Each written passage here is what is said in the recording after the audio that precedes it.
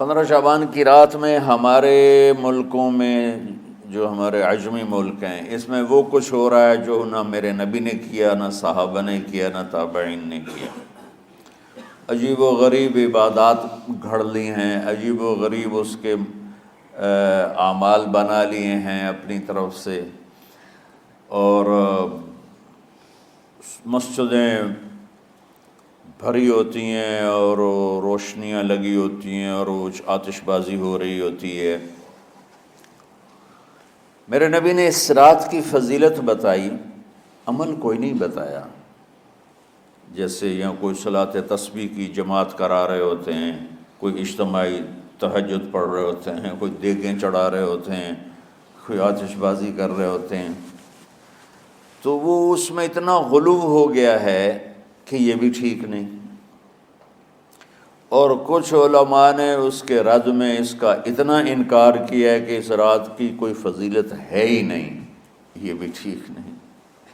اس بیچ کا راستہ، اس رات کی فضیلت میں جتنی احادیث ہیں وہ ضعیف ہیں، لیکن اتنی کثرت سے ہیں کہ ان سب کا مل کر جمع ہو کر کم از کم وہ حسن لغیر ہی تک تو پہنچ جاتی ہیں۔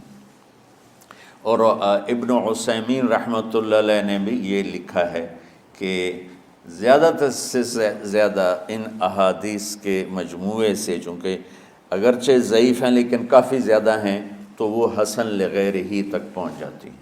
تو حسن لغیر ہی سے کوئی عمل ثابت نہیں ہوتا، عمل ثابت ہوتا ہے صحیح حدیث کے سے۔ ایک احادیث کی کثرت سے روایات، اور ایک امت کا عمل، کہ امت کا بہت بڑا طبقہ صدیوں سے اس رات کا اہتمام کر رہا ہے۔ لیکن کچھ عرصہ پہلے تک اہتمام تھا دن میں روزہ رکھنا، رات کو کوئی نوافل پڑھ لینا، کوئی دو چار زیادہ پڑھ لینا، لیکن اب یہ ڈھول تماشے جو اب شروع ہوا ہے اس کا تو کوئی وجود ہی کوئی نہیں ہے۔ تو اس رات کو اللہ تعالیٰ نے مبارک بنایا، اور حدیث پاک میں آتا ہے کہ اللہ تعالیٰ اس رات میں ساری دنیا کے لوگوں کی بخشش فرماتا ہے سوائے 5 آدمیوں کے۔ 5 کے سوا سب اہل ایمان کی بخشش ہو جاتی۔ مشرک، المشرک، پہلا مشرک، دوسرا مشاحن۔ مشاحن کیسے کہتے ہیں؟ دل میں بغض رکھنے والا، کینہ رکھنے والا۔ تیسرا مسبل ازارہ، اپنے پاجامے شلوار چادر کو ٹخنوں سے نیچے تک لے جانے والا، لیکن ایک شرط کے ساتھ کہ وہ تکبر کی وجہ سے ہو، سستی کی وجہ سے ہے، غفلت کی وجہ سے ہے۔ چونکہ جب آپ نے ایک مرتبہ اس کے بارے میں بات کی تو حضرت ابوبکر صدیق نے کہا یا رسول اللہ، میری چادر، عرب چادر باندھتے تھے جیسے ہمارے پنجاب کا لباس چادر تھا، اب وہ کم ہو گئے۔ ہماری تو بزرگ عورتیں بھی اور مرد بھی سب چادر باندھتے تھے، شلوار کا تو کسی کو پتہ ہی نہیں ہوتا تھا ہمارے بچپن میں۔ یہ تو پھر آہستہ آہستہ جب تعلیم آئی تو شلوار دیہاتوں میں بھی اور شہروں میں عام ہو گئی۔ تو اگر وہ اس لیے لٹکا رہا ہے کہ طبیعت میں تکبر ہے، پھر اس وعید کا وہ حقدار ہے۔ اگر ویسے اس کی نیچے جا رہی ہے تو میرا مالک ایسا، وہ تو ہے ہی رحیم و کریم، ہے ہی رحیم و کریم، ہے ہی رحیم و کریم، صرف شلوار نیچے لٹکانے سے وہ اتنی شدید سزا دے۔ اگر اس کے پیچھے تکبر ہے، پھر ہے یہ تکبر نہیں ہے تو انشاءاللہ وہ اس سے محفوظ ہوگا۔ تو اپنی چادر کو لٹکانے والا، لیکن بشرط تکبر۔ کتنے ہو گئے؟ عاق لوالدیہ، ماں باپ کا نافرمان، نافرمان ایسا کہ دکھ دینے والا. چھوٹی موٹی اونچ نیچ تو ہر بچے سے ہو جاتی ہے، نہیں، جن نے والدین کو ٹکڑے ٹکڑے کر دیا ہو اور ان کو دکھ دے دے دے دے کے ان کا سینہ چیر دیا ہو، چونکہ آپ کہتے ہیں پرزے پرزے کرنا کسی چیز کو، تو اپنے دکھ دے کر اپنی بدتمیزی کے ساتھ اس نے ماں باپ کا دل زخمی کر دیا ہو، ایک یہ نہیں معاف ہوتا. پانچواں، مدمن خمر، مسلسل شراب پینے والا، مستقل جو شراب کا عادی ہو. ان 5 کو مؤخر کر دیا جاتا ہے.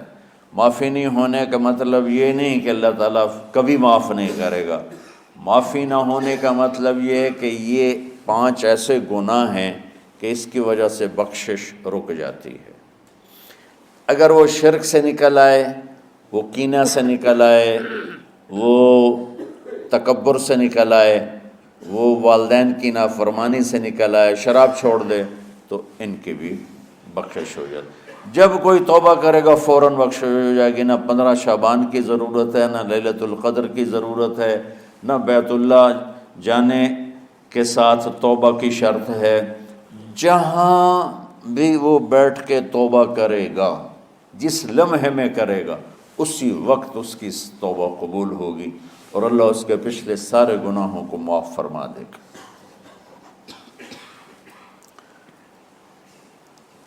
دن کا روزہ، رات کا قیام، زیادہ سے زیادہ. قیام سے مراد نوافل ہیں، کوئی گھر میں پڑھ لے، کوئی مسجد میں پڑھ لے. نوافل، نفلی عبادات گھر میں ہی افضل ہوتی ہیں. میرے نبی سنتیں ہمیشہ گھر سے پڑھ کے آتے تھے. تہجد اپنے گھر میں پڑھتے تھے، مسجد میں نہیں پڑھتے تھے. سوائے اعتکاف کے آپ اپنے نوافل سنتیں سب گھر میں پڑھتے تھے اور مسجد میں صرف فرض آ کے ادا فرماتے تھے.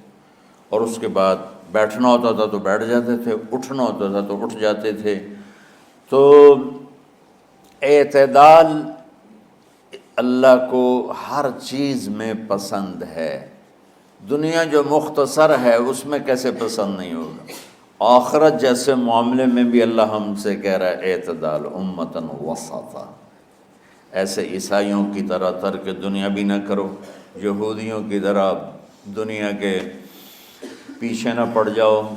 رزق حلال بھی کماؤ، اپنے بچوں کو بھی دیکھو، اپنے فرائض کو بھی دیکھو جو دنیاوی ہیں، اور اللہ سے بھی اپنا معاملہ ٹھیک کرو اور درست کرو. بعد کے زمانے میں صحابہ کے بعد سے ہی ایک